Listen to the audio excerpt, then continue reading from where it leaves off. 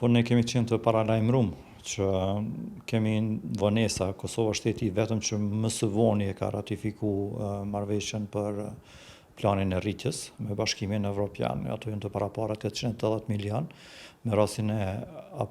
ratifikimit të marrëveshjes, Kosova e gëzon të drejtën tani edhe veç është bë disbursimi 63 milionëve si parafinancim.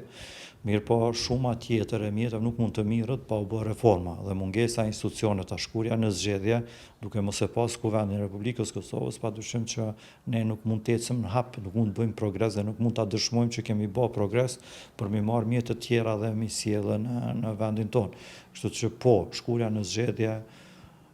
mospasja institucioneve të fuqiplotë të Republikës Kosovës për shkak që nga sot Kuvendin se kemi, qeveria është në detyrë, kështu që ekziston rreziku shumë i madh që të hupëm një pjesë goxha të madhe të mjeteve. Po tani është shumë vonë, tani gjitha partitë politike nuk janë pjesë e Kuvendit që me pas mundësinë me aprovu, si them, plan, programet ose projektet e ndryshme që vijnë nga plani i rritjes.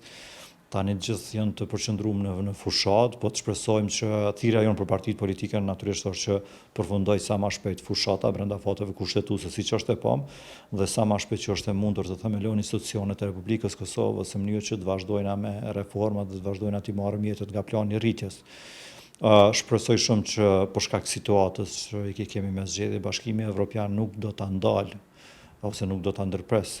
financimin e mjeteve të planit të rritjes, por ne nuk duhet ta neglizhojmë. Ne duhet të punojmë shumë dhe duhet të jemi në kontakt me zyrtarët e Bashkimit Evropian për të pasur aq sa ka mundësi brenda kapaciteteve që kanë sot institucionet tona të bëjnë reforma dhe të shohin të thithin mjetet që mund të thithen nga plani i rritjes. Po edhe pse na nuk kemi qenë të drejtë për drejtë si them të ndikuar për shkak se ne nuk kemi bërë tregti përmes ngushticës së Hormuzit, mirë po në mënyrë indirekte kemi qenë të prekur për shkak se kemi importuar inflacionin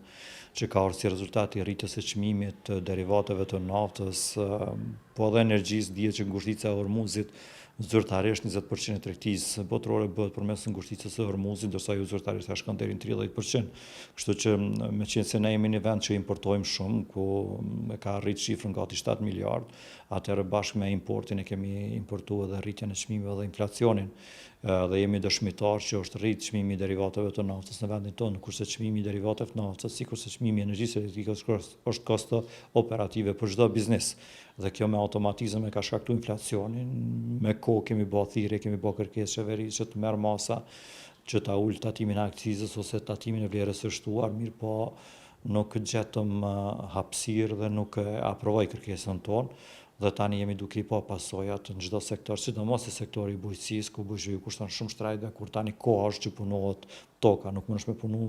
të mirat bujqësore që janë të parapame për shkak ligjit natyrës mu punu, mu prodhua në muajin prill dhe ti prodhosh në muajin gusht ose shtator kur të bie çmimi i naftës. Kështu që jemi të shqetësuar edhe për sektorin e transportit të madrave për shkak se ka rrit shumë çmimin e prodhimeve tona, po jemi të shqetësuar edhe për sektorë të tjerë që nuk është marrë ose qeveria që s'ka bërë asgjë për të ndihmuar këtë sektor.